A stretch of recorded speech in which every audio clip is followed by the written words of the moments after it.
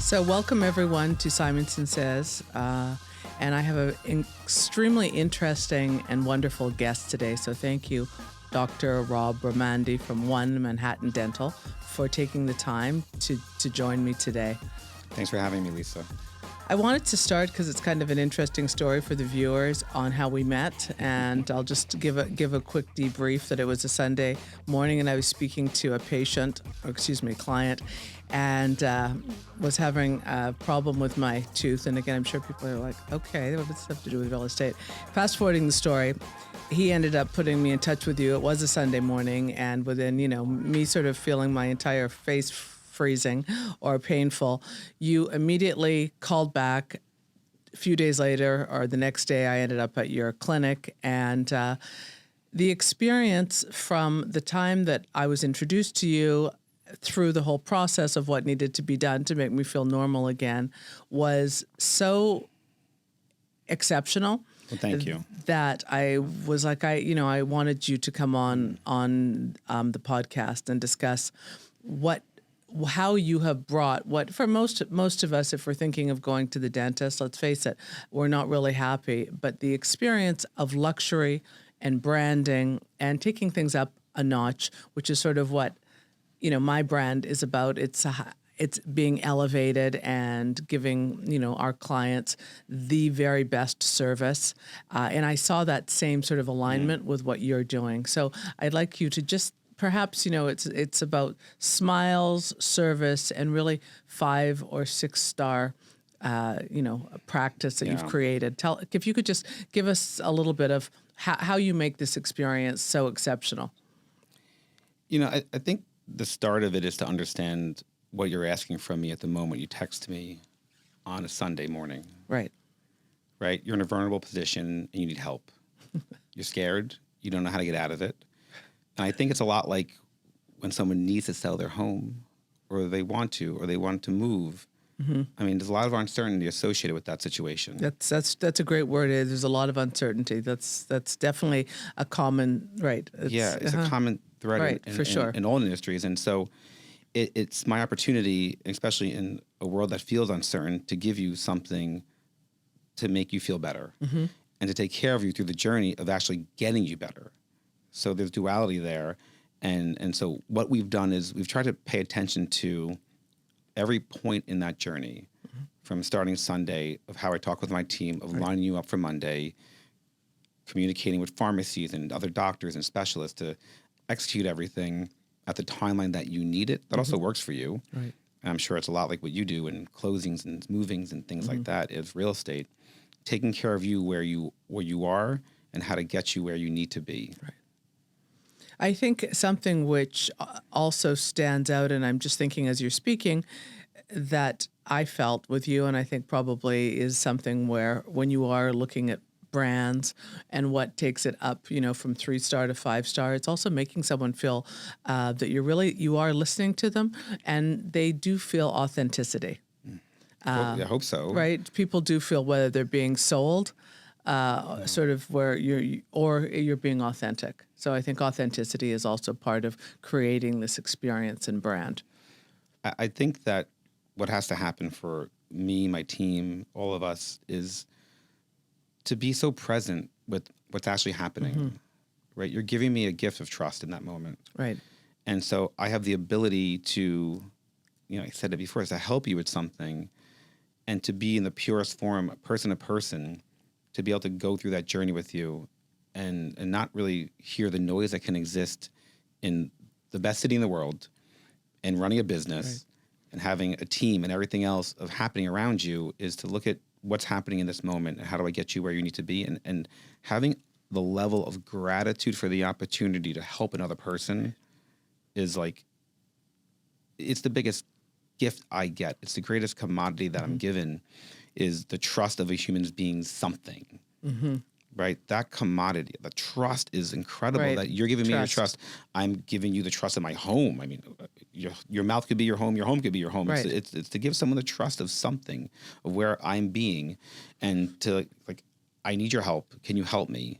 Is where we can then lean into every part of the process to create a luxury brand, if you want to call it that, or bespoke brand, or something that feels really genuine, authentic, and high level, because we care so much about that trust of taking care of it and never taking it for granted at any point in the relationship, Right. from the beginning to the end. What do you think? I'm just curious when people come in, because with real estate, there are trends in terms of, it could be a plunge pool. It could be, there's so many different trends. I plunged this morning. Oh, you did? Really? Do you have Did my wife tell you that I did that? Yeah. Really? Yeah. So do you have one at your house? I do. Oh, amazing. And is that how you start your day every day? Pretty much, yeah. That's like impressive. 5:30 in the morning. So tell, in fact, let me just, what is your routine in the morning? I wake up, obviously. That's a good sign. Yeah. First of all, to wake up. Luckily, the day's Right. great then. I do two things. I make an electrolyte drink because we're dehydrated while we're sleeping, so I want my body to be flushed of some hydration. Oh, interesting. And it's more rehydrating if you mix it with potassium, magnesium, chloride, and sodium. And so I start the electrolyte drink. I make some coffee for my wife and myself. So this way, when she gets up, she has some. And then I go downstairs and I stare at some cold water and convince myself I'm going to go into it, because I should start my day with something hard. I want to make sure that I control my mind, my physiology, because I never want to do it. And it's something that it helps to temper my emotions every day, because when you're working on a patient and something goes wrong, you've got to be in control. When that deal's about to fall apart, you've got to be in control to help that client. Right. And so I need to be the steady state for you. Well, I like that you said, and that's very interesting, that you like to start your day with something hard. Yeah. So how long do you actually plunge for when you least you do that? It's 45-degree water for 3 minutes. Wow, you're hardcore. That's impressive. I don't know if it's hardcore. That's amazing. Hats off to you. It doesn't get easy. And so then what now I'm fascinated. I don't know if you knew, I used to be in fitness. I know that. Of course Okay, I know. yeah. I do my homework too. Okay. So from the plunge pool, you've done the potassium or the electrolyte hydration, now the pool. Now what? What do you do from then till when you leave the house? Yeah, it's a good question. So typically I will then do a routine of mobility, stability, and like stretching. And then I'll engage my body, either cardio or resistance or a combination of both, depending on the day it is. Okay. So if you think about it, I'm trying to have a day before my day, right? I'm trying to prime myself. I'm trying to prime myself. I'm trying to do something kind for my family, my wife. Right. Trying to do something kind for myself, doing something challenging, and then I'm trying to do something beneficial. Right. And when I do all those things, I can maybe be a better version of myself. Right. It's not always every day that I'm the best version. Obviously, some days we wake up and we're cranky, and some days we wake up and we're amazing. So, but that routine there primes my mind and kind of signals me to have the opportunity to serve the people I'm serving that day. Absolutely. And so that I got sidetracked when you said that you were doing the plunge. But so going back to trends, how there are trends in real estate, now the trend was, these high, 120-story buildings, the skyline has changed. Trends. What is a trend right now that you're seeing as an aesthetic, as in the aesthetics of dentistry? Because, personally, I think for a while there was super white teeth, or what are people coming to you? Because there is something about the home. The home is the home of, your smile there, and the home of real estate. So what are people coming in? Is there a general trend right now of what people want? There really is. So I've been in practice for about 20 years. And so the beginning part of my career, when people were getting things done, it was almost like always a shift. They wanted to go from where they are to where they want to be in a noticeable way. And I think that COVID really changed it. Interesting. I believe. In what way? I mean, people dialed into themselves more. How many times a week do you hear Marcus Aurelius now in Stoicism? How many times do you hear meditation and cold plunging? This was not part of our conversation. People being more present with themselves. People are exercising more. Right. People are, you see people wearing continuous glucose monitors that aren't diabetic. I mean, you're seeing people with Oura rings and bracelets and all sorts of things tracking everything. There's the food dye stuff to this. I mean, there's a whole sense of coming back to home, of things being, dare I say, more natural, more dialed in. Right. I mean, how many times a day do you hear someone talking about their sleep? Right. More than once. For sure. And so there's almost a transition for going from where it was to a shift to it being like everybody who I'm treating larger treatments, cosmetic or functional, because they need to be done. Right. They want to look at an improved version of themselves. Right. That is the trend. Right. That is a trend. So it's kind of dialing back their age of their teeth. Right. So a patient who fell down their stairs in their apartment, broke some of their front teeth, and now we have to do 10 veneers. And the conversation was, well, I wouldn't have done this beforehand, but now that I can, I really want to.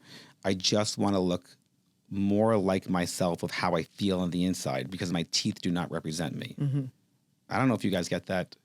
Which with part? Homes and apartments and things, but like maybe they're living somewhere they don't feel represented. Absolutely. I mean, it almost goes back to brand, and it isn't always about spending the most amount. It's about what is making you feel good, and you could be in a small studio and feel good. Oh yeah. And so I'm curious because there are so many there's so much synergy between, I think, just being on brand and offering luxury and service. What do you do when things like you just said, that's why you start your morning in the plunge pool. You're starting off with a challenge. What do you do when you are potentially you're working with a client and there are issues coming up? How do you tell us what happens for you with that experience? Yeah. It's of course it's hard. Right. It's hard for all of us, but I try to ask myself, what would the best version of myself do in the situation? Right. And it helps because you've already done the plunge pool, so you're feeling more on point. Right, exactly. And a really cool trick that I learned from Terry Crews is like, how do be? So like, how would I act if I was the best version of myself? Right. Let me do what I would do if I was the best version of myself. So maybe I'll become the best version of myself in those moments. It's like dress for success, right? You got to start there. You got to start with where you want to be and what you want to look like if you had that job. Right. Right? Right. Yeah. Mm-hmm. So you've already, when you're having some challenges, you've already just explain that. Look, sorry, just so the how do be. Yeah. Well, okay, so like, how would I act if I wasn't the best doctor for a patient who found those right. So situations? exactly, right. Yeah, and listen, I think the hardest thing, I'll tell you, running a team is with my exact team. Mm-hmm. I think I can almost hit a home run every time with my patients, but the breakdown, the challenges of creating a brand, right, like every team behind the curtain, is that how do I do that to my team all the time? Mm-hmm. Just like you might not always be the best version of yourself to your family, your spouse. Right. Well, that certainly happens with my team. Right. And so sometimes the second part of that conversation is when things aren't going well, what do you do? You how do be fine, but also recognizing when you didn't get to that best version and regrouping, say, hey guys, I'm sorry that I could have done better. Help me get there. How do I get better? Right. And so it's a couple things, right? It's being present with the process when you're being there, and also being present, checking, and then being present with what you did when you did it and what could have been better. Exactly. So how do you create that brand? I think you were asking me a lot of how do we create, and I thank you for that. You felt that way. I'm so you're giving me a gift today that I could walk away from this feeling so wonderful inside of myself that we created this feeling for you. For sure. It's what we're trying to achieve for every patient, every time, every day. But recognizing that sometimes we don't make everyone feel that way all the time. And also regrouping, having the, being honest with yourself that maybe I wasn't great or they weren't great. How do we work together collectively? How do we say you're sorry or how do we do better? And regrouping. And being authentic. Yeah, because and being authentic. I think that is definitely how, what we were saying, and it's just such a key. I learned a lesson from a good friend of mine and I'll keep it with fitness, is one of the Peloton instructors. Right. He's a good friend of mine, one of them. And who is it? Is it Alex? Yes, it is. Oh, you're kidding me. Yeah. Okay, well, that's yeah, and so he's got such great energy. So the first time Alex and I were alone hanging out together, I was like, this guy's the same guy as on the bike. Like if you've ever taken a class with Alex, of course, he's the best. He's the best. He's the same guy alone. Right. He's the same guy. Unbelievable. And that actually taught me something. Like that, I was, that was a long time ago. I was like, that's so impressive. And like, he just leans into a version of himself and helps to connect with other people to serve that. Yeah. So the authenticity, I think, and I tell us to our younger doctors we're helping is like, you have to find the version of yourself that you resonate the most with inside your soul and your heart and bring that out. Well, and I think it also goes back, and that's a great, with Alex. And then I think we're taking a moment. But Alex, it's energy.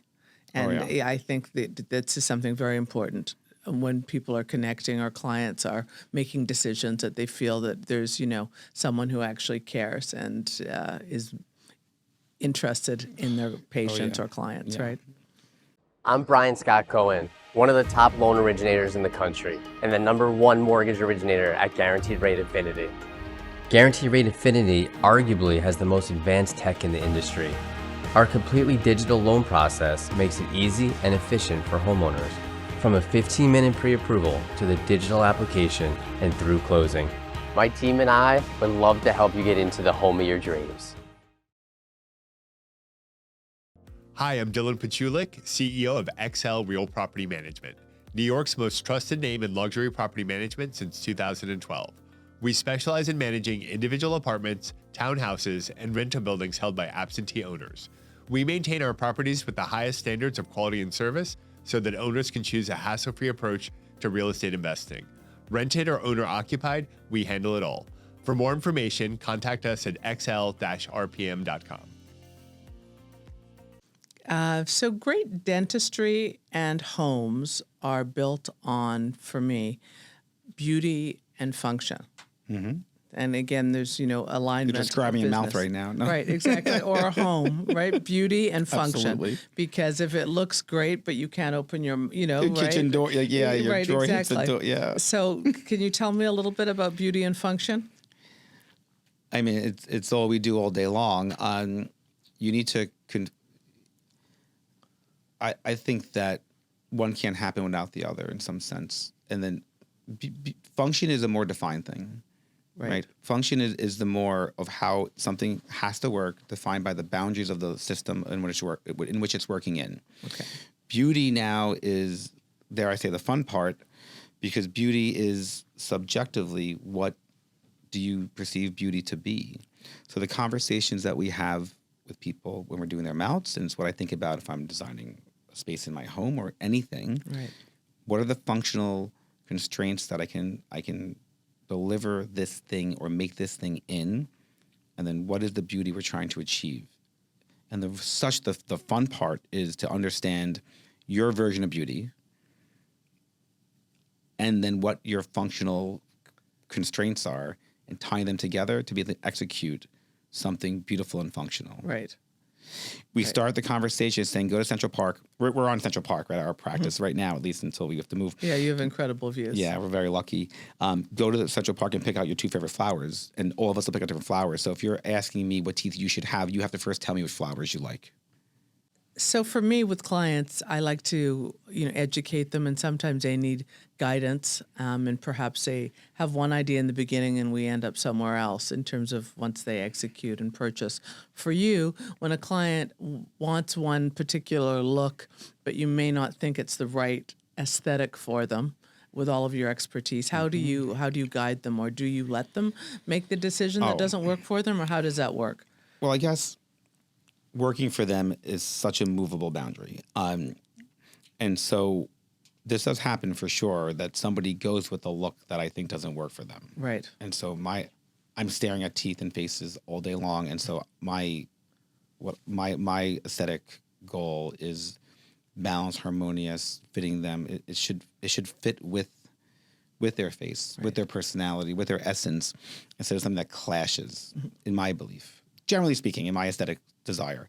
I guess when I get to the core of someone who we have an aesthetic difference in what they want to be, I work to understand what they're bringing to that and why they want that result. And I have to unpackage, just put down my belief system sometimes on what I would want for that person.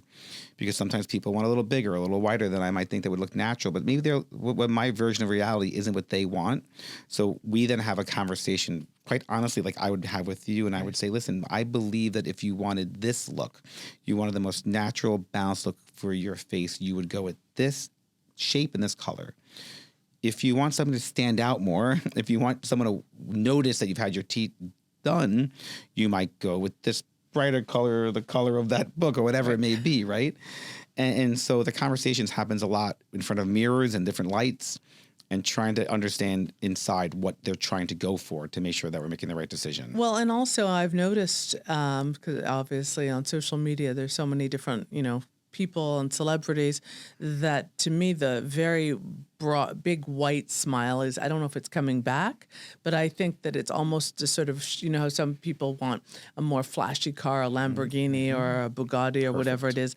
To me, is it sort of a token or not? Yes. It's to show how successful you are, that you smile and everyone knows that you've spent X amount on your veneers? Because it seems to I me think that people's so. teeth are getting whiter. I think they're coming back a little wider and wider. I think we have two trends going on, like I spoke about before. One trend is the natural. A certain group of people really prefer the best natural version of themselves. And another group of people are driven by a more, like you said, a more noticeable, striking, attention-grabbing look. Right. Listen, on the right personality, even though it may not match them from what we think would be defined as like a static photograph, Right. but with some of those people, when you meet them and they've got those bright white teeth, it works so well. I've got a couple of patients that I tried to talk them down for a different color, Right. but since they have that color now, I got to tell you, It looks good. it works so well on them. And I have like one of these patients I'm thinking about is like a TikTok star, and it works so well on her. I watch her videos, like it's always on my feed. It looks great. It looks so good on her. Now you can't pull that off. I guess some people could pull off a Lamborghini, Right. No, that's exactly right. and So some people can't.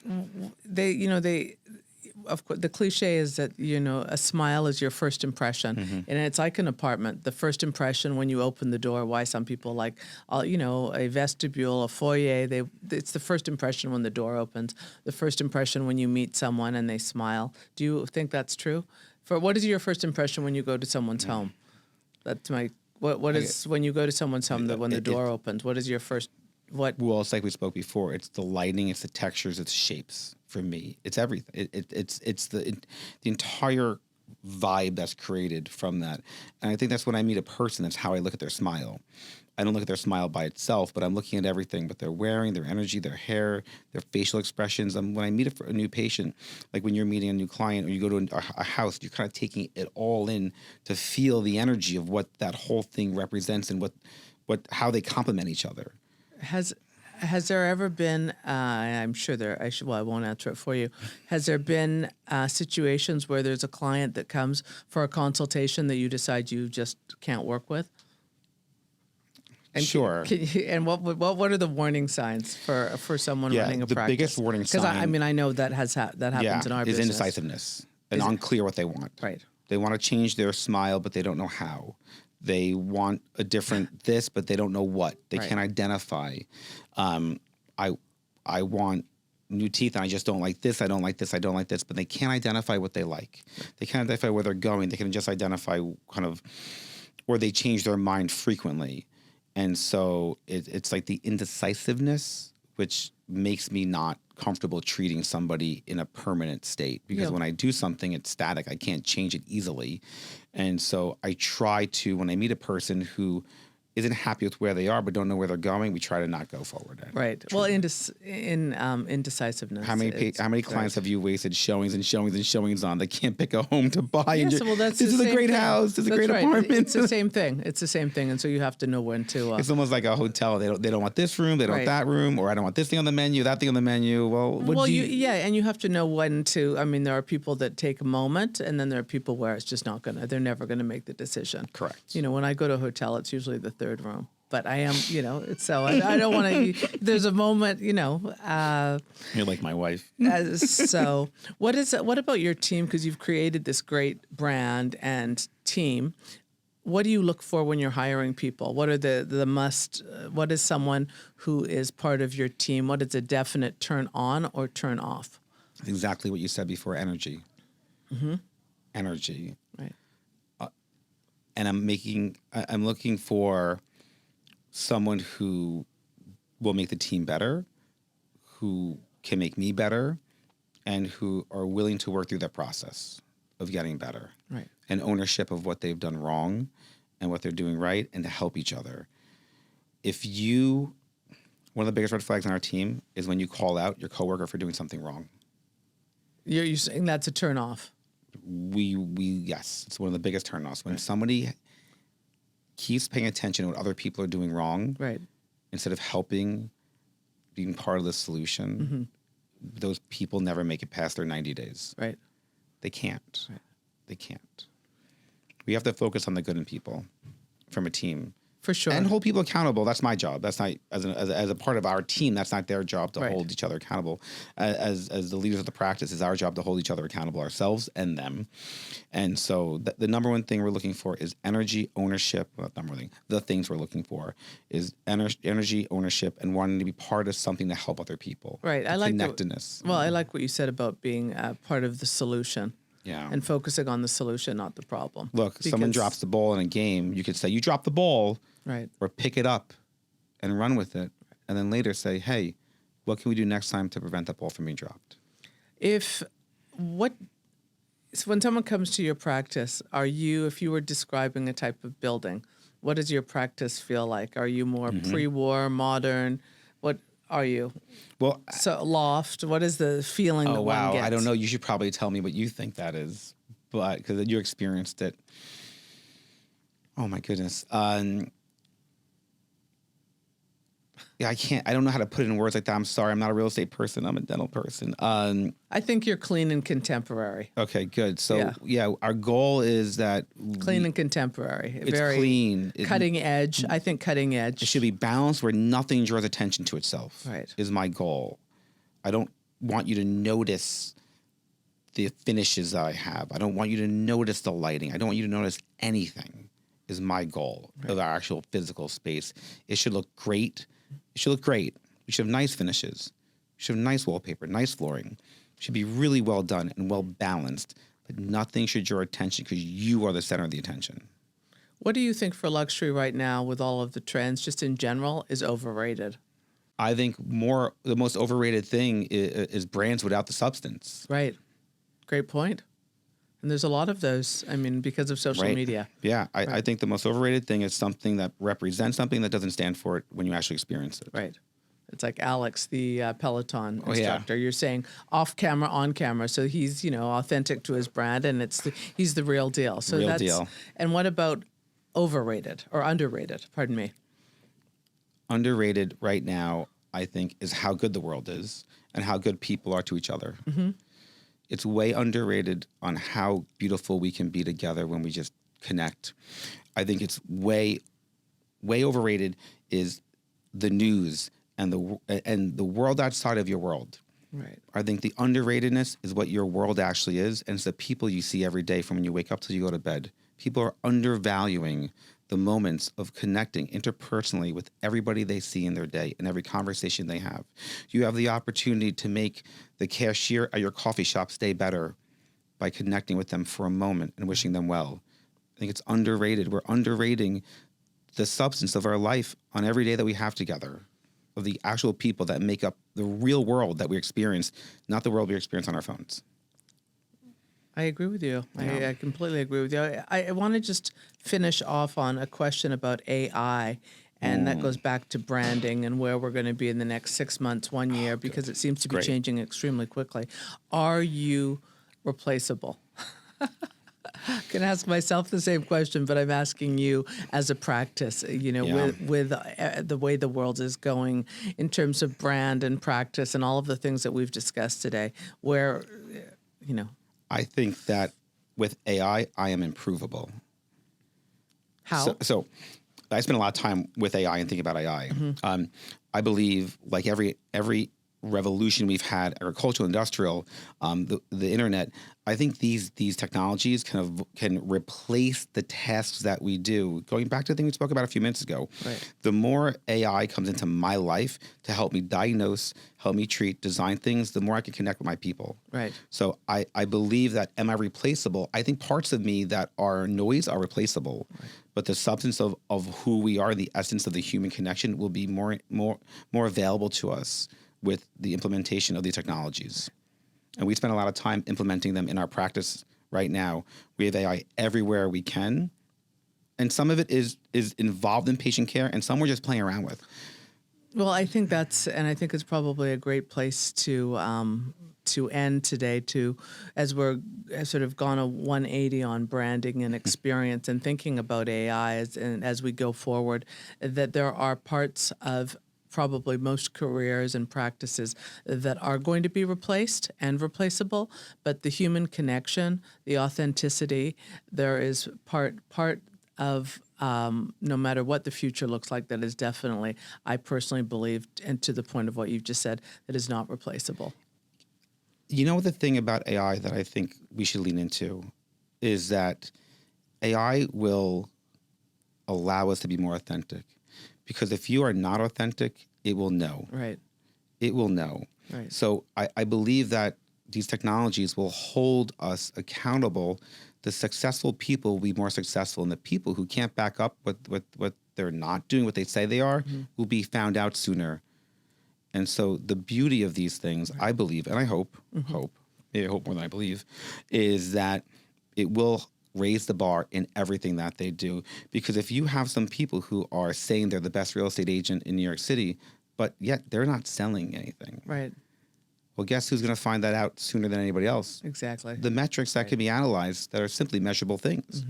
And so it's going to hold people accountable and create better experiences, create more luxury, create more custom tailored experience from you won't go to 3 hotel rooms ever again. They will nail that hotel room every time in a way you didn't even expect. Right. Let's hope so, right? You can just put your bags out and move on and be settled and go to the bar, have a drink or something. Exactly. You don't have to move around. Right, I don't have to do anything. It will know what you need. Right. Yeah, so. Well, thank you so much for coming today, and I've learned a lot about just how you have created this incredible experience. And can you tell our viewers where they can find you? My name is Rob Raimondi. I'm a prosthodontist here in New York City, the Upper East Side. Dr. Raimondi on Instagram and TikTok and all the other fun stuff. We have a podcast, and you can find us at One Manhattan Dental. Our practice, our website has links to everything. And hopefully, if you interact with some of our content, you can let us know what else you may want us to talk about. We're trying to connect with you and give you strategies, tools, tips to make yourselves healthier. Thanks for trusting me here with you and your audience. Thank you. As I said, trust with you as a patient, but also trust in a moment like this to connect with people means the world to me. So thank you for that. Thank you, Rob. Thank you so much. What do you really need to know about buying or selling a home? First, it's serious business. And it's complicated. There's a lot of money on the table, and emotion too. You need an agent who knows the ropes. So, whether you're buying or selling your home, work with professionals who have a mastery of the craft.